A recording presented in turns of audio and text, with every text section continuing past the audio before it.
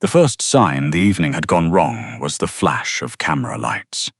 The second was Sebastian Clift's hand, closing around Josephine Harte's wrist. Joe had already told him no twice. Politely the first time, clearly the second. When the celebrity chef leaned in anyway, grinning at the film crew like this was a bit they'd rehearsed. She didn't wait for a third opportunity. The slap cracked through the dining room like a dropped plate. Sebastian staggered backward into a linen-draped service cart. Champagne flutes rattled. Somewhere near the bar, someone gasped. The cameras kept rolling, because of course they did. Jo stood very still. Her wrist still tingled. She was aware, distantly, that roughly 60 people were now staring at her. Then a man materialized from the edge of the room. She hadn't seen him move. 1 second he wasn't there. The next he was directly behind Sebastian, one hand resting on the back of the chef's collar with the kind of casual grip that suggested he could do considerably more with it. Step back from her. The voice was low, measured. The sort of voice that had never once needed to shout. Right now. Sebastian blinked. The camera crew exchanged glances. Jo turned to face her unexpected reinforcement. 40-something. Dark suit. No tie. The kind of face that had been handsome once and had since become something harder and more interesting. He was looking at Sebastian the way a person looks at a minor inconvenience they are deciding whether to address. She put one hand flat against his chest and pushed. "I had it," she said quietly. He looked at her. Something shifted in his expression. Not surprise exactly. More like recalculation. "I noticed," he said. "Then you can leave." She turned back to the room, smoothed the front of her blazer, and addressed Sebastian Clift with the tone she usually reserved for vendor invoices that didn't add up. "The event is over. I'd like you to collect your team and your lighting equipment." Sebastian collected his dignity from the floor, muttered something about lawsuits, and let security guide him toward the exit. The film crew followed. The 60 guests slowly resumed breathing. Jo exhaled once very quietly, so no one would hear it. Paloma materialized at her elbow. "Okay," she whispered. "I've worked in hospitality for 11 years, and I have never seen anything like that." Jo reached for a glass of water from the nearest tray. He grabbed my wrist. "I meant the other part." "Which other part?" Paloma's eyes moved deliberately toward the dark-suited man now standing near the far wall, watching the room settle with his hands in his pockets, looking like he had nowhere more important to be. "He's been here before," Jo said, because she had noticed. She noticed everything. It was, professionally speaking, both her greatest asset and her least restful character trait. "He's been here 4 times in 3 weeks, Paloma confirmed, "and he always asks for you." Jo set down the glass. "That's worth knowing." 6 weeks earlier, Josephine Harte had been invisible. This was not an accident. Jo had spent her entire adult life developing the particular skill of occupying space without demanding attention for it. She was 29 years old, plus-sized, in the way that certain clothing websites described as curvy when they meant something more honest, and she had been the bookkeeper for Ember Steak and Supper for 3 years. She arrived at 7:30 every morning. She left at 5. She kept the accounts clean, flagged the discrepancies, and maintained a running spreadsheet of vendor contracts so precise that the restaurant's general manager, Horace Ben, had once told her she had a gift. He'd meant it as a compliment. Jo had written it down as a potential liability. Horace smiled too much. In her experience, people who smiled too much at accountants were either deeply relieved or deeply nervous, and Horace's smiles had the specific quality of the second category. She had been quietly noticing for 4 months. She hadn't said anything yet, because she had a strict professional rule. You don't make accusations without documentation. And she was still building the documentation. The day a man named Daniel Stavros walked into Ember for the first time, Jo, was at the host stand reviewing a produce invoice when Paloma appeared at her shoulder and said, "There's someone here for the silent partner walkthrough." Jo looked up. The man entering was not what she'd expected from the phrase, silent partner. Silent partners, in her experience, were either very old or very busy. This man was neither. He moved through the dining room with the kind of deliberate attention Jo recognized immediately as professional surveillance. He wasn't admiring the decor. He was cataloging it. "Joe Hart," she said, extending a hand. "I handle the books." "Daniel Stavros," he shook her hand once. "I'm here to review the financials." "I'll need documentation of your authorization first." He reached into his jacket. She held up a hand. "In writing, from the ownership group. Signed." He looked at her for a moment. "I own 30% of this restaurant." "That's a number, not documentation." She smiled pleasantly. "I'll need the paperwork. You're welcome to wait at the bar." He did not sit at the bar. He stood near the window, made 2 phone calls, and had a signed letter of authorization delivered by courier within 40 minutes. Jo found that impressive. She found it more impressive that he hadn't argued with her. "Here." He placed the document on the counter. She reviewed it carefully, then filed it in the correct folder. "Thank you. I'll have the quarterly reports ready in 20 minutes." He tilted his head. "Most people start with the summary. Most people also miss the footnotes." She pulled up the relevant files. "I don't." The first meeting lasted 90 minutes. He asked questions she hadn't expected from a passive investor, specific, pointed, occasionally inconvenient questions about vendor relationships and delivery schedules, and why a particular liquor distributor was invoiced at 15% above market rate. Jo had already flagged that discrepancy in the same document she was building on Horace. "That's a Horace Ben decision," she said carefully. Stavros looked at her. "Is it?" "It's in the records." He didn't press further, but he came back the following week, and the week after that. Each visit followed a pattern. He arrived unannounced. He reviewed specific line items. He asked questions that were, technically, within his rights as a partial owner, and were also, coincidentally, the exact questions Jo would have asked if she had been doing what she suspected someone needed to do. Then he left without explaining himself. Jo started keeping a separate notebook. "You've been here 4 times, she said on the 5th visit, when he arrived on a Wednesday morning and asked for the payroll summaries she had already prepared. "In a month. I'm thorough. Most thorough investors review quarterly." She slid the folder across the desk. "You're here on a weekly basis." He opened the folder. "The numbers concern me." "Specific numbers, or numbers in general?" He glanced up. "The kind that move around when they shouldn't." "I've noticed the same thing." She held his gaze. "Though I imagine we're approaching the problem from different directions." A silence. He closed the folder. "What does that mean?"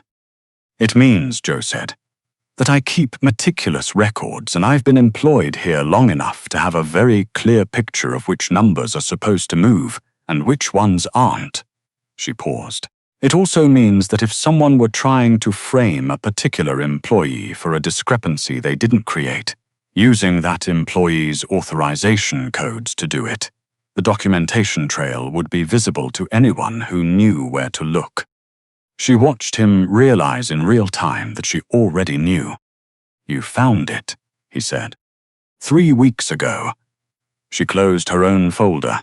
"I've been waiting to see what you were going to do about it." Stavros was quiet for a long moment. "You waited." "I needed to know whose side you were on." He held her gaze. Something behind his expression shifted, not softening exactly. More like a door opening 1 inch in a house where all the other doors were locked. "Bring me everything," he said finally. "Already copied." She opened her desk drawer and produced a second set of files. "I made 2 copies. 1 for you. 1 stays with me." He took the folder, started to leave, stopped at the doorway. "You've worked here 3 years." "Yes." "And you've been watching Horace Ben for 4 months." She straightened the stack of folders on her desk. He started small, the produce invoices. Then the liquor distributor. He didn't expect anyone to look at the footnotes. Stavros studied her face for a moment, then he left. He came back Thursday, and Friday, and the following Tuesday he brought coffee, one for her, black, which was correct, and stayed for 2 hours arguing about whether the bar's poor cost percentages were a genuine inefficiency or an intentional smokescreen. They were an intentional smokescreen. Joe had the charts to prove it. "You color-code your spreadsheets," he observed, "by category and urgency level. There are 7 colors. There are 7 categories." He was quiet for a moment, looking at the screen. "No one else here knows you do this." Joe had thought about that. "No, they see what I let them see." Stavros turned to look at her directly, and for the first time it occurred to her that he might understand that sentence better than anyone she'd ever said it to. "Why?" he asked. She shrugged one shoulder. "People underestimate what they can't see. I've found that useful." He looked at the spreadsheet again. "You don't like being seen.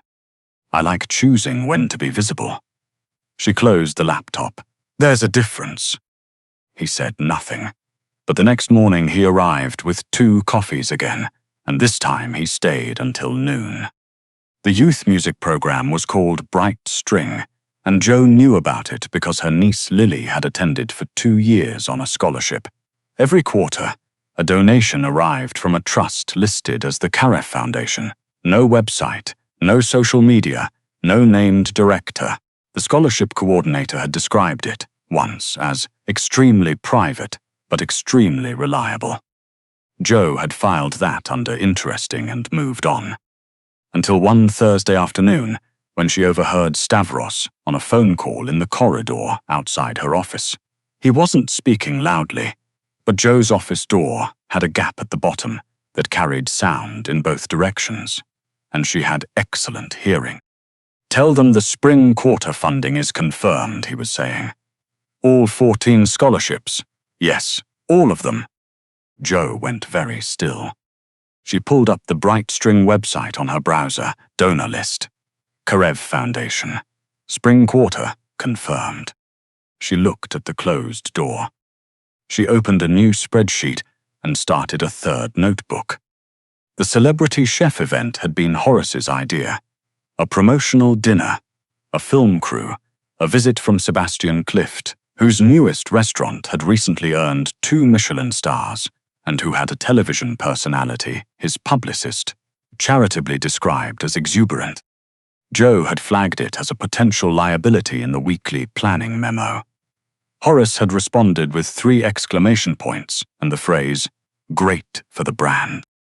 She had documented that too. The evening had proceeded normally for exactly 2 hours. Sebastian had been performatively charming during the tasting, marginally less so during the wine pairing, and openly difficult by dessert. When the camera crew suggested a candid moment with the staff, Joe had agreed. She wanted documentation of who was in the room that night. She had not agreed to being kissed on the cheek by a man who smelled of truffle oil and self-regard. She had said so clearly twice. After the slap, after the cameras left, after the 60 guests had been thanked and shown to their cars, Joe sat in her office with the lights low and reviewed the evening's receipts. It was what she did when things were unsettled. Numbers were honest in a way that people rarely managed. Stavros knocked on the open door at 10:45. "You're still here," she said, without looking up. "So are you." She initialed the bottom of an invoice. "Your name isn't Daniel Stavros." A pause, then he stepped inside and closed the door. Joe set down her pen. "You reacted when Sebastian mentioned calling the ownership group's attorney. You knew exactly how long that would take. You knew the name of the correct contact." She turned her chair to face him. A 30% silent partner wouldn't know that an owner would. The man she'd known as Stavros stood near the door with his hands in his pockets, looking at her the way he had looked at her the very first day, like she was a problem he hadn't anticipated and wasn't quite sure what to do with. "My name," he said, "is Maxim Orlev." The name landed. It shouldn't have surprised her as much as it did. Joe was not a person who rattled easily, but Maxim Orlev was not a name that existed in the same categories as silent investment partners and produce invoices. Maxim Orlev appeared in the business section and, occasionally, in more interesting sections of the newspaper. He was 43 years old, operated out of 3 cities, and was described by people who wrote about him carefully as formidable, and by people who were afraid of him as something less printable. She had read about him. She had never imagined she'd spent 6 weeks arguing with him about pour costs. "You lied," she said. "I used a different name. That's what lying is." He met her eyes. Yes. No excuse. No explanation dressed as one, just the word. Joe was quiet for a moment. "How long?" "I've owned the restaurant 2 years. The Stavros name was established before you started." He paused. "I didn't expect to be here this frequently. But you kept coming back." He said nothing. "Because of Horace," she said. Initially, he held her gaze, not entirely. Joe looked at her desk. The 3 notebooks, the color-coded spreadsheets, the copies she'd made of every document, stored in 2 locations, because she had learned a long time ago that the only person you could entirely trust with your own evidence was yourself. "The Karev Foundation," she said. A different silence, smaller, more careful. "You found that," he said. "I found the donation timing. I found the trust structure. I found a reference to a property tax filing in a public record that shouldn't have been linkable but was." She folded her hands on the desk. "I wasn't certain, until tonight." He was very still. 14 kids, she said. Lily's one of them. Something moved through his face. Not guilt, not embarrassment. Something more fundamental than either. Like a wall that had been standing for a very long time and had just, very quietly, developed a crack. "She plays cello," he said. Joe stared at him. "The spring recital," he said. "The foundation receives video updates. He stopped. "I reviewed them." Joe stood up slowly. "You watched the recital videos." It seemed. He appeared for the first time in 6 weeks, uncertain about a sentence. "Relevant. To the investment." "You watched my niece play cello at a school recital in a gym in Bridgeport, Connecticut, for an investment." He looked at her. "I know how that sounds." Joe pressed 2 fingers to the bridge of her nose. She was not going to laugh. This was not a situation that called for laughing. "It sounds," she said carefully, "like a man who does something genuinely good and goes to extraordinary lengths to make sure no one notices." Orlev said nothing. "I would know," she added. "I've been doing it for 3 years." The following morning, Maxim Orlev's photograph appeared on the front page of 3 websites and 2 regional newspapers, under a headline that managed to be both accurate and absurd. "Crime Boss, revealed as secret backer of youth arts programs in 5 cities." The article included financial records, trust filings, and an anonymous tip that had apparently been sitting in a journalist's inbox for 6 months, now confirmed by a second source. Joe read it in her car in the parking garage. Then she drove to work and sat at her desk and reviewed the quarterly payroll summary, because the quarterly payroll summary was not going to review itself. Paloma came in at 9 with coffee. She set it down without speaking, then said, "Well." "Yes," Joe agreed. "Did you know?" "I found out last night." "And Horace?" "Federal investigators contacted me this morning. I've provided the documentation." Joe wrapped her hands around the mug. "All of it." Paloma looked at her for a moment. You built that file for 4 months. 4.5. And you waited. I was making sure I had everything right, and making sure the copies were in 2 locations.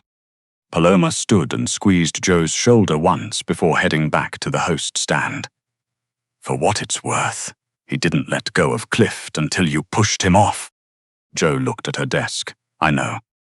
Just noting it. For 3 weeks, Olive didn't contact her. No message, no flowers, no anonymous donation to a cause adjacent to her interests. She had half expected the last one. She went to work. She cooperated with the investigators. She watched Ember navigate the awkward period following its general manager being escorted out by federal agents, a sentence she had composed in her head as a possibility over the past several months, and had still found startling to witness in reality. She also attended Lily's spring recital. Afterward, Lily pressed a printed program into her hands and pointed to the donor list on the back. The Karev Foundation, Lily said. They confirmed the fall semester too, even after everything. Joe looked at the name I saw. I heard it came out who it really was. Lily frowned with the particular thoughtful expression she'd had since she was 4. Is that why they confirmed it? Because they had to. Joe turned the program over in her hands. I think they confirmed it because it was the right thing to do. And because they didn't want anyone to wonder. Lily considered this. Okay. She went to find her friends. Joe stood in the middle of the gym and thought about documentation and footnotes and the specific kind of courage it takes to put your real name on something you've been protecting by keeping it nameless. Orlev walked into Ember on a Thursday. He came alone, no security, no appointment. Grey jacket, a folder under one arm, and the look of a man who had slept approximately the right amount for the first time in a while. Joe was at her desk. She had known he was in the building within 30 seconds of his arrival. Paloma had a very specific knock for unusual situations, and Joe had learned to read her 7 distinct variations. He stopped in the doorway. I'd like to ask you something. She waited. He set the folder on her desk. The foundation is reorganizing under its own name, which now means mine. He paused. The accounting structure needs to be rebuilt from the ground up, properly. Joe looked at the folder. You have a team for that. I have a team that is very good at not asking questions. He looked at her. I'm looking for someone who asks all of them. She opened the folder. Inside was a financial structure document with 6 colored tabs. Someone had pre-organized it. She looked up. Did you color code this? There are 6 categories. You used 6 colors. It seemed logical. Joe looked at the document for a long moment. Then she looked at him. You're asking me to work for you. I'm asking you to work for 14 kids whose scholarship fund needs someone who will catch the error that saves it. He paused. The way you caught the error that saved it 3 months ago. Joe went very still. Anonymous flagging, he said, to the scholarship coordinator, October. A disbursement error in the trust filing that would have cost 2 scholarships. He held her gaze. You found it before my team did. She had found it while reviewing Bright String's public filings. She had sent an anonymous note to the coordinator because it was the correct thing to do, and she had not wanted a conversation about it. You knew, she said. I traced it back. It took 3 weeks. He was quiet for a moment. You're very good at not being found. Joe set down the folder.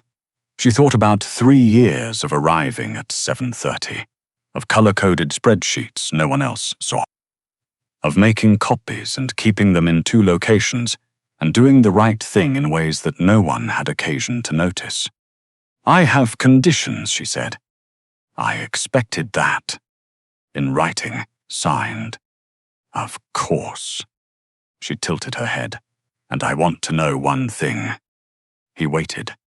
The December recital video, she said. Lily plays the opening phrase of the Elgar wrong. She drags the tempo. She knows she did it. You can see it on her face. Joe paused. Did you catch it? Orlev looked at her for a moment, then carefully. She corrects in the second phrase. By the third measure, she's found it. Joe was quiet. Something settled in her chest. Not quite resolution, more like the moment when a set of numbers that hasn't balanced for months finally comes right, and you can see exactly where the error was, and it's smaller than you feared, and the whole ledger clicks cleanly into place. Dinner, she said. Thursday. I pick the place. He raised an eyebrow. You're not interested in the offer first. I've already decided about the offer. She closed the folder. I'm telling you about dinner because you look like someone who needs to be told things directly. He looked at her. Thursday, he said. The restaurant she chose was a diner in her neighborhood, the kind with laminated menus and coffee that arrived before you asked. Orlev showed up on time, wearing a jacket that probably cost more than the diner's monthly rent, and sat down across from her without remarking on the venue. The waitress recognized him. She asked for his autograph on a napkin, which he provided without ceremony. Then she brought them both coffee without asking, which meant she'd seen Joe there often enough to know her order on sight. They talked for 4 hours. About foundations and the specific problem of doing something privately for so long that you forget how to explain it publicly. About Lily's cello and the Elgar, and a recital in a gym in Connecticut that a man in a grey suit had watched on a laptop on a Thursday night in March. About 3 years of color-coded spreadsheets and 4 months of careful documentation, and the particular loneliness of being the person who notices things that no one else is looking for. At some point, the diner filled and emptied and refilled around them. The waitress refilled their coffee 3 times. No one took photographs, which was either courtesy or coincidence, and Joe chose to believe it was the first. Walking out into the evening, Orlev stopped on the sidewalk and turned to look at her. I'd like to see the other 5 notebooks, he said. She stared at him. How did you know there were 5? You said 2 copies. 1 for me, 1 for you. He paused. You also said 2 locations. You wouldn't keep them in the same format, and you've been building files on that restaurant since before Horace started moving money. He tilted his head. 5. Joe looked at the street, the evening traffic, the laminated menu diner behind them, with its warm light falling out onto the pavement. 6, she said. The 6th one's on you. He was quiet for a moment. Then, for the first time, genuinely, without calculation, without the careful management of expression she had watched him apply to every room he'd ever entered, Maxim Orlev smiled. It was a small smile. Careful, the kind that hadn't been used in a long time and was finding its way back to something it had almost forgotten how to do. I can work with that, he said. She had spent 3 years being invisible by choice, and 2 months building a case in silence, and her entire professional life, proving that the most important things in any ledger were the lines other people forgot to read. She didn't need a man who charged in. She needed one who already understood that footnotes were where the real story lived.